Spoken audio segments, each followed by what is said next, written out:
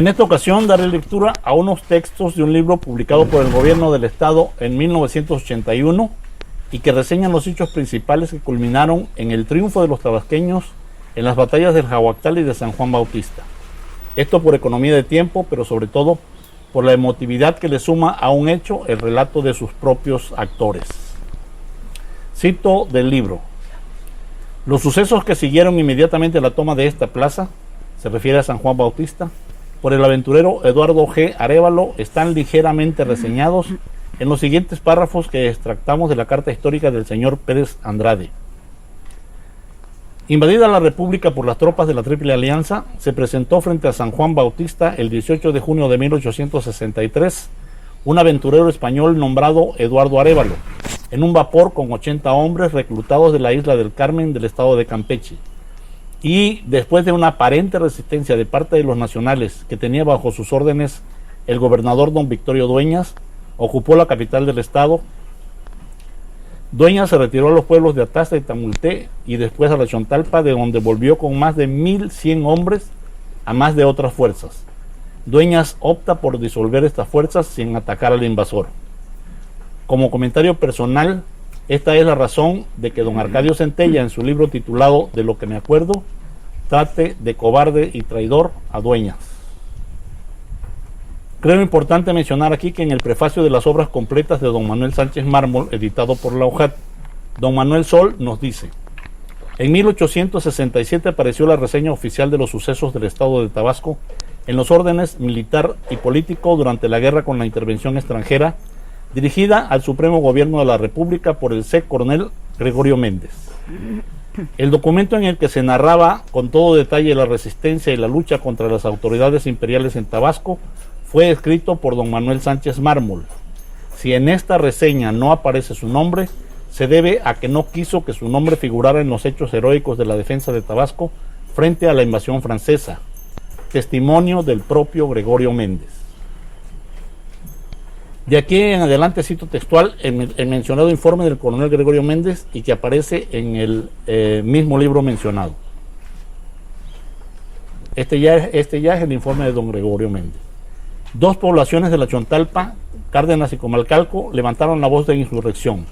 La primera en 6 de octubre de 1863, tomando por caudillo al capitán C. Andrés Sánchez, y en 8 del mismo, la segunda, a virtud de acuerdos y trabajos practicados por el infradistrito con el hoy comandante de escuadrón, C. Regino Hernández, y el C. Mamerto González.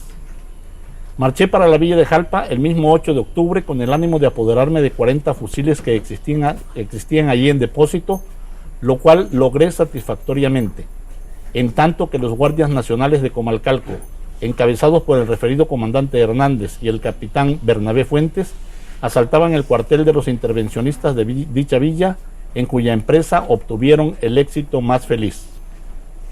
Procedióse a levantar el acta de insurrección por la cual era llamado a ejercer el gobierno del estado el ciudadano teniente coronel Pedro Méndez y el mando en jefe de la brigada del mismo el comandante de batallón C. Francisco Vidaña.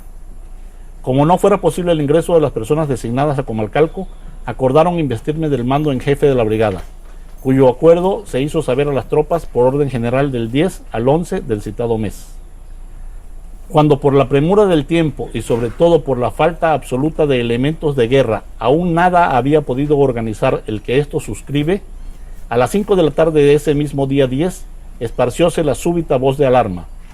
Era Arévalo en persona, que al mando de 90 hombres de fuerzas mixtas de infantería y caballería había concebido el proyecto de sorprender la naciente insurrección de Comalcalco y Cárdenas, a cuyo efecto se había situado con 150 hombres y 2 piezas de artillería en Cunduacán. Los guardias nacionales, a pesar de haber sido envueltos por las fuerzas de Arévalo, que atacaron la población por 3 puntos simultáneos, no abandonaron el campo, sino después de haber intercambiado algunas descargas con aquellos, habiendo hecho a los imperialistas algunos muertos y heridos. Nuestra pérdida fue grave, pues si bien solo tuvimos que lamentar la muerte de un soldado, Gil Flores, y la herida de otro, José de la Cruz Broca, cayeron en poder del enemigo las armas en depósito, alguna cantidad de pólvora, una corneta y una caja de guerra.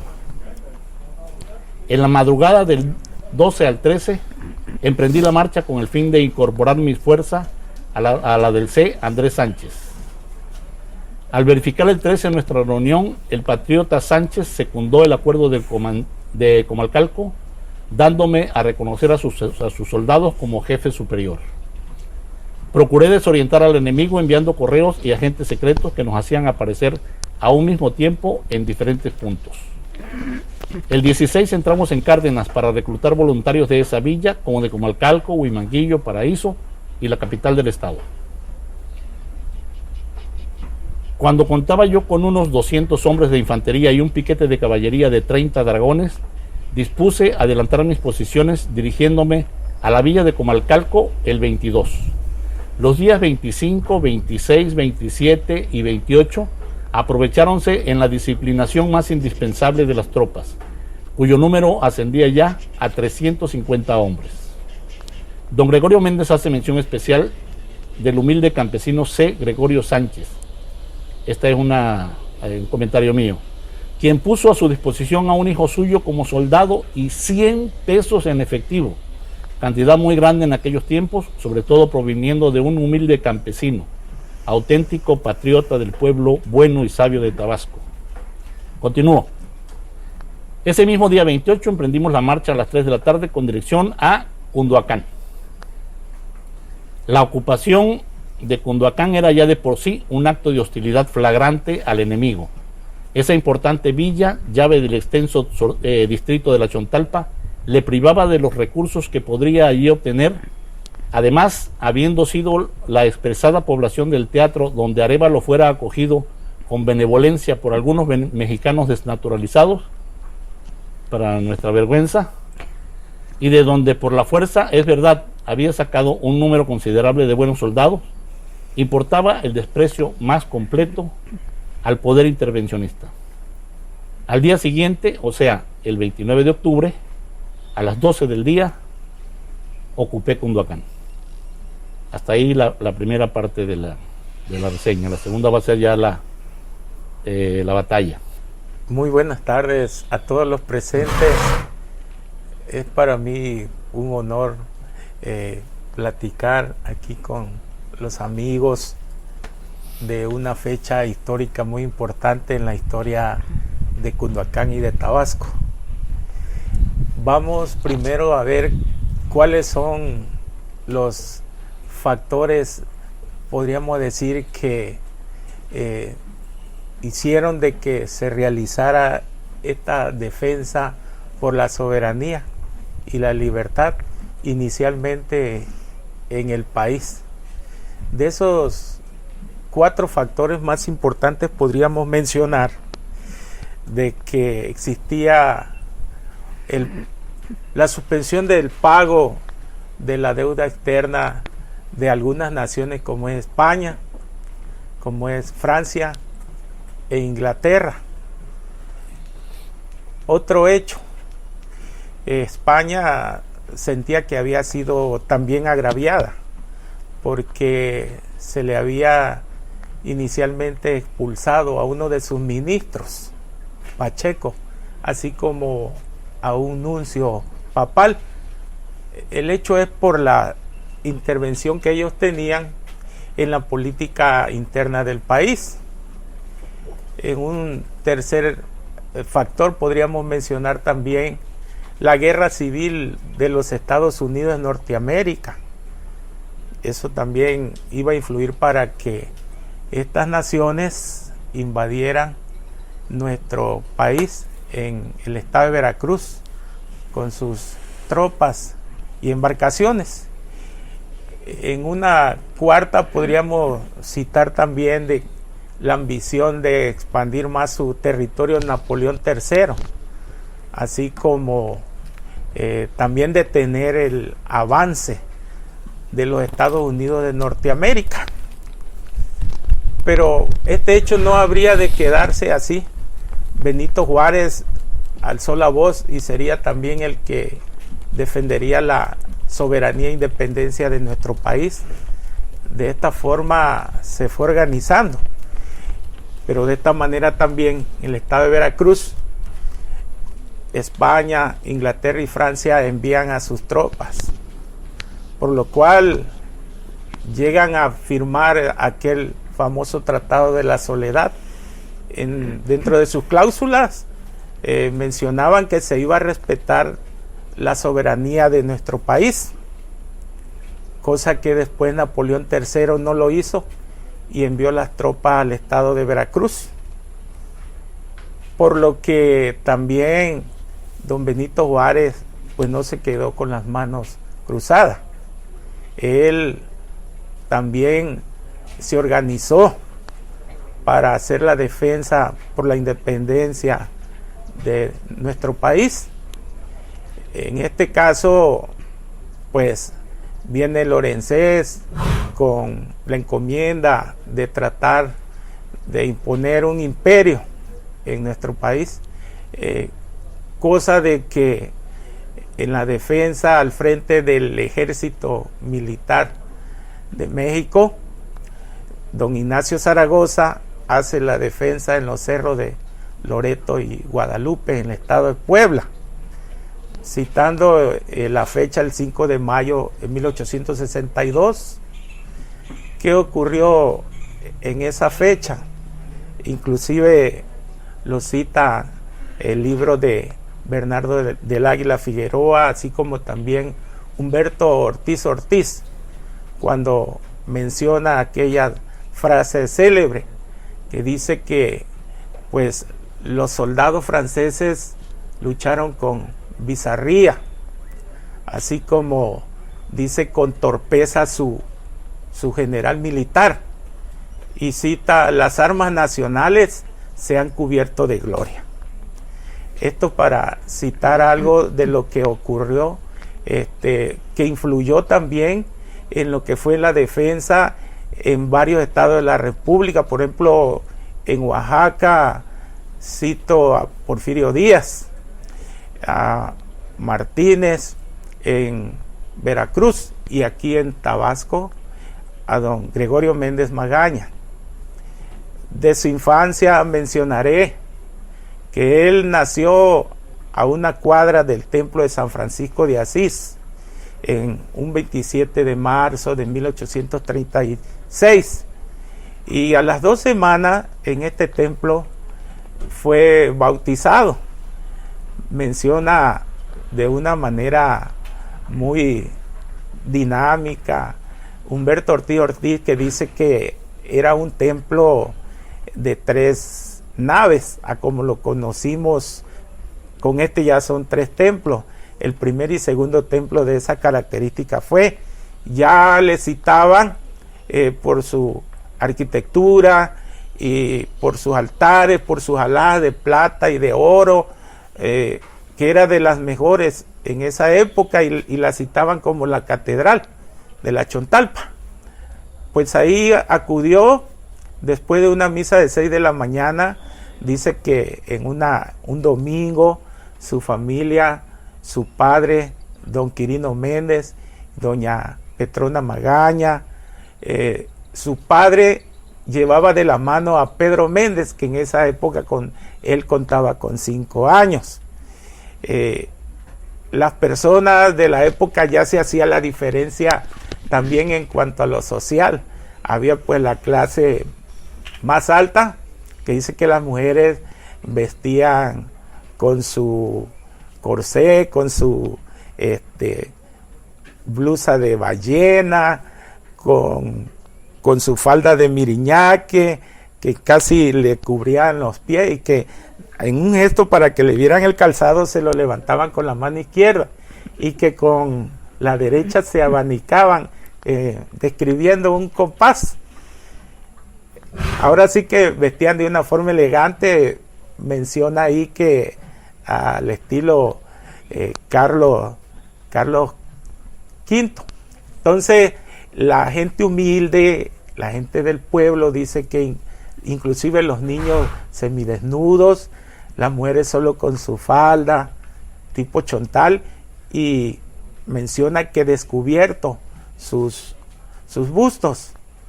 Y en ese momento menciona al sacerdote y lo cita la vicaria de la iglesia. Era el padre de apellido Rojas, José Antonio Rojas. Dice que así musitando dice, en el nombre del Padre, del Hijo y del Espíritu Santo, te bautizo.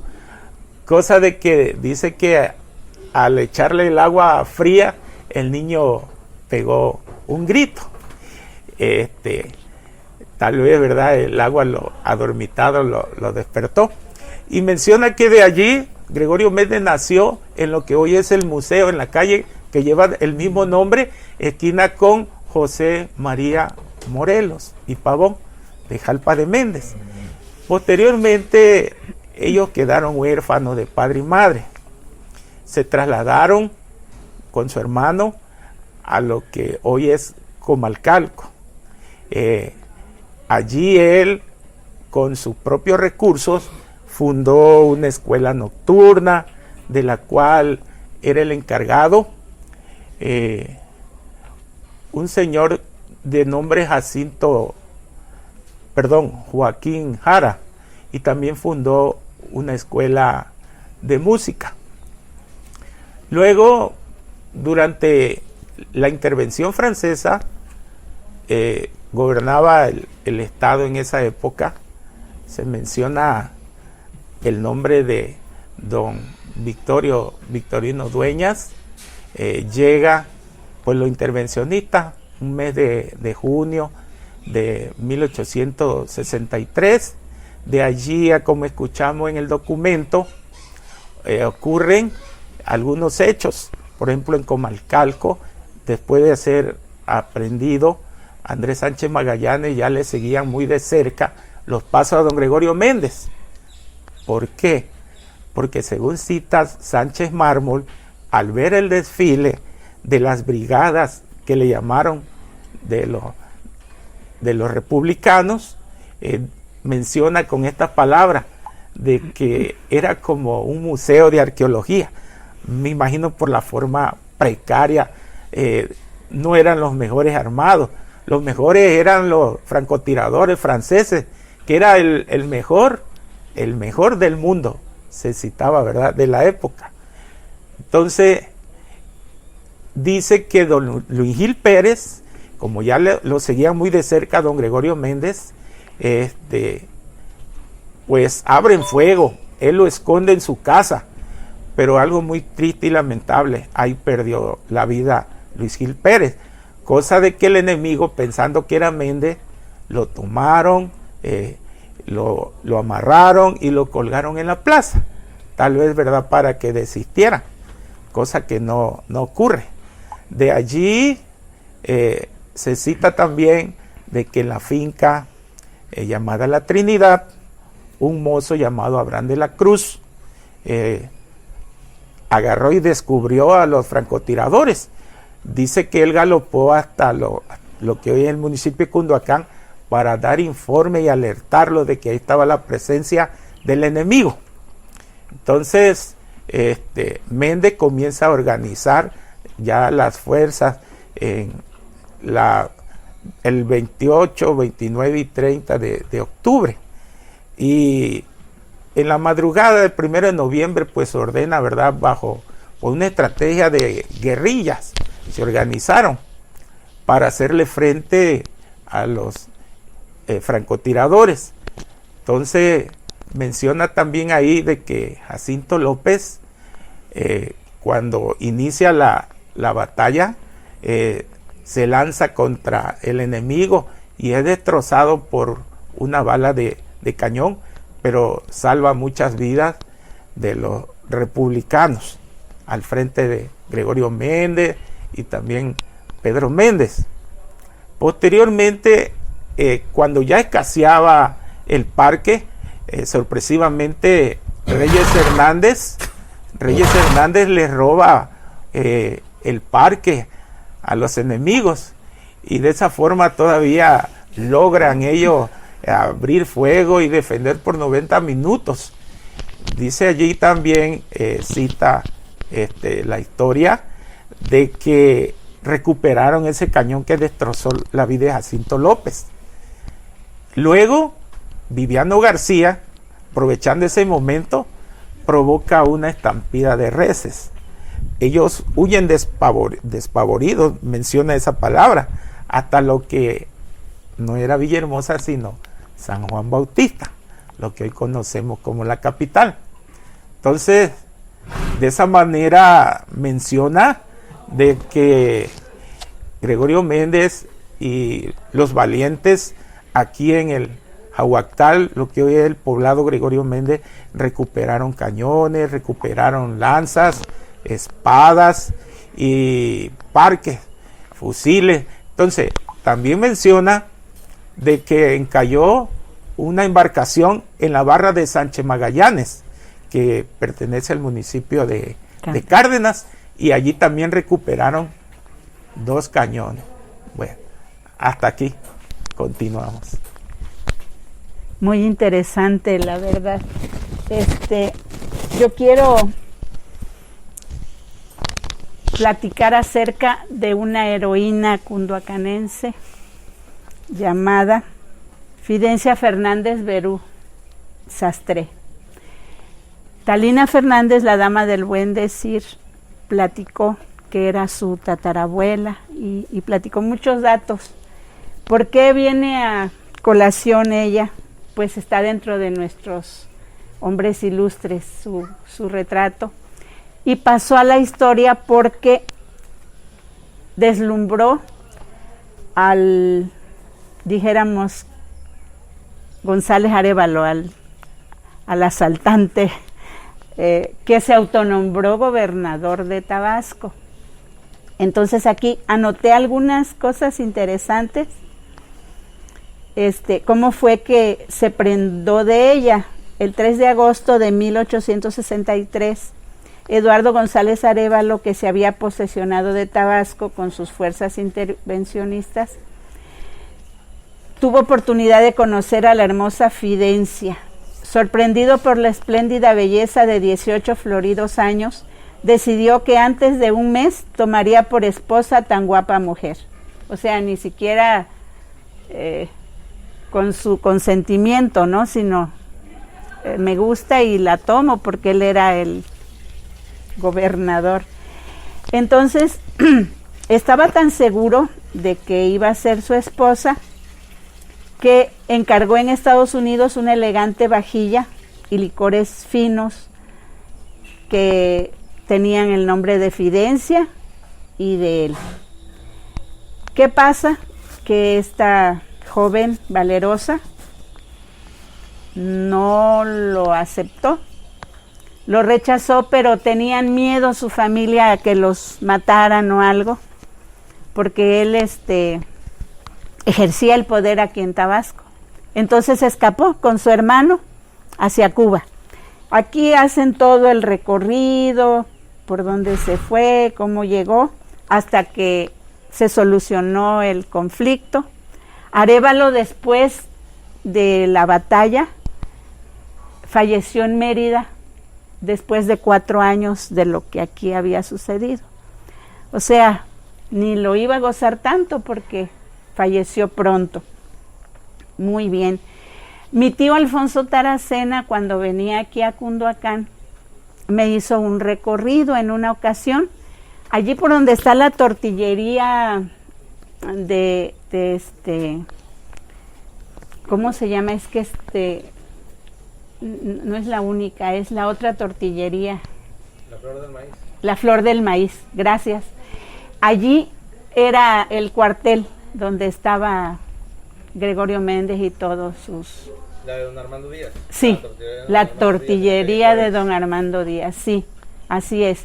De Gloria Cepeda ahora, porque es viuda ella, sí, así es. Ahí estaba el cuartel, me lo mostró y me comentó muchísimas cosas, que había una señora que dio a sus hijos para que defendieran Cunduacán, México, en esta ocasión, que quedó sin nombre, pero son héroes que fallecieron en el enfrentamiento, porque sí hubieran heridos y muertos allí.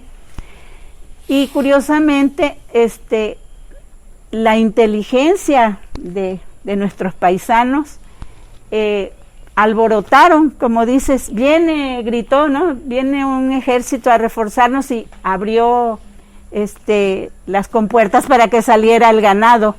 Y aquellos, escuchando, dijeron, no, pues estos vienen armados y todo, y se huyeron, se escaparon.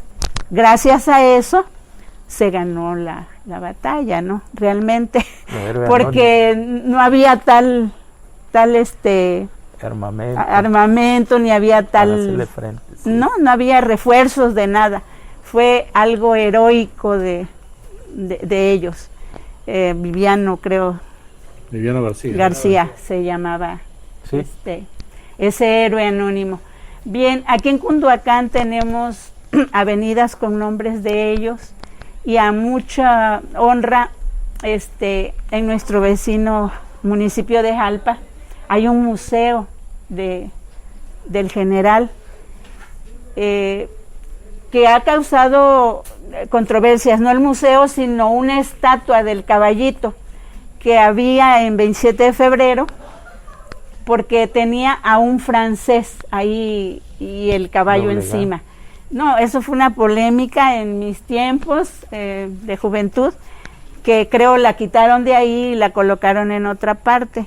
Méndez, la de la Pedro Méndez de Cunduacán es así, ¿no? ¿Es un francés o es don Gregorio Méndez? Y un francés, sí. Así es. Y había un parquecito entre mis recuerdos de juventud, donde estaba el cañón que platicó aquí nuestro amigo, que lo rescataron. Habían ahí unos bolas de cañón, yo tengo fotos de ahí, y no sé qué se harían porque ya no están. Sería bueno rescatarlo, pero pues con eso de que venden el fierro viejo, posiblemente vendieron los cañones. Es lo más probable. ¿Verdad que sí? Pues fue una batalla sangrienta que le dio nombre a nuestro municipio Cunduacán y honor a don Gregorio Méndez y su hermano. Más adelante podemos abundar, es mi participación. Una de las dudas que me sale en todo esto relatado es Luis Gil Pérez, tengo entendido según Manuel Sánchez Mármol en Antón Pérez. Aparte de que lo confundieron, él en ese momento estaba escondiendo a Gregorio Méndez, ¿no? Gracias a él escapó de Comarcal y por eso fue que lo aprendieron y lo corrieron ahí. Lo que llega aquí es que uno encuentra los nombres de las calles por todos lados, ¿no? Sí. Dice quién era Hernán de la Cruz y resulta, ¿no? Y Viviano García y todos esos. Lo que sí notamos es que la mayoría de las personas, pues vamos a llamarles ilustres, están en esa época de la historia, ¿no? Como que la intervención francesa fue un poco más, ¿no? Por ejemplo, doña Fidencia Fernández, pues yo sí sabía lo que había hecho, pero yo no sabía que era Arévalo, ¿no? Sí, Arévalo. Arévalo yo no lo conocía hasta ahora con este tema. Claro. Aunque recuerda que en una ocasión leímos en una parte del librito de don Arcadio Centella, donde él da una versión diferente del por qué doña Fidencia Fernández no se casó con Arévalo. Me gustaría citarlo para que no se piense como en el caso de tu tatarabuela, que soy yo, sino ese señor que le encantaba sacar trapitos al sol. Pero bueno, lo comentamos. Claro. En un librito, el librito que les comentaba ya hace rato, que editó el maestro Cervera. ¿Lo puedes mostrar? Sí. Ahí está, mira, uno verde chiquito que está ahí en la... Ahí, esta es ahí, eso, ahí, no, ándale.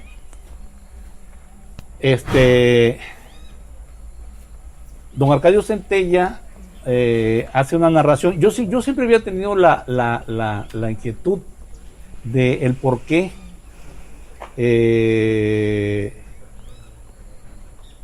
esta joven rechaza a Arévalo. Pues al menos aquí nos da don Arcadio Centella, que tenía la lengua muy suelta. Está muy bueno este libro, está buenísimo. Muéstralo así para que sí,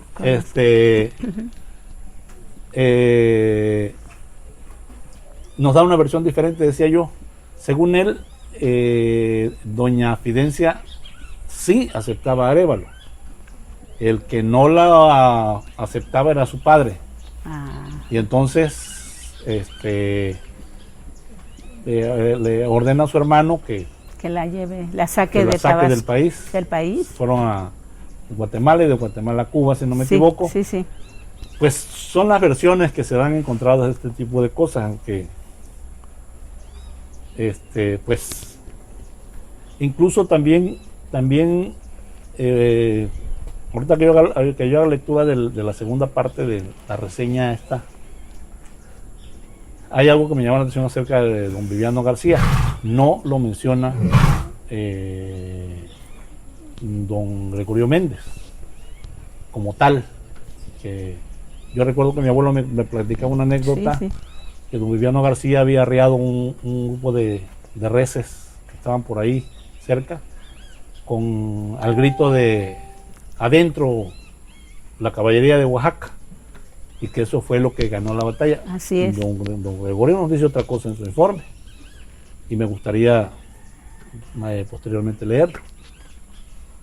Con respecto a eso, de la hazaña de don Viviano García, yo alguna vez estuve en Puebla y pues en el argot o en el tema de la batalla de Puebla mencionan una hazaña igual, ¿no? De que hay una persona que igual arrea un poco de reses y espanta a los españoles, digo a los franceses, bueno, que había de todo, ¿no? Los espanta, entonces a ver, tal vez puede ser alguna adaptación, ¿no? Ya es que luego el gobierno trata de... Pero sí ha de haber habido algo, porque sí se menciona a don Viviano García, nomás que en otro contexto. Y también en la batalla de Puebla no se menciona no al verdadero héroe, sino al verdadero artífice del triunfo. Un señor vilipendiado en la historia de México que se llamó don Porfirio Díaz. Ese fue el bueno. Así es, que además fue el héroe de Oaxaca, etcétera. Pero pues desafortunadamente no se murió a tiempo. Si se hubiera muerto en esos días, Se hace héroe. fuera el héroe. Zaragoza se llamaría Díaz. Así es.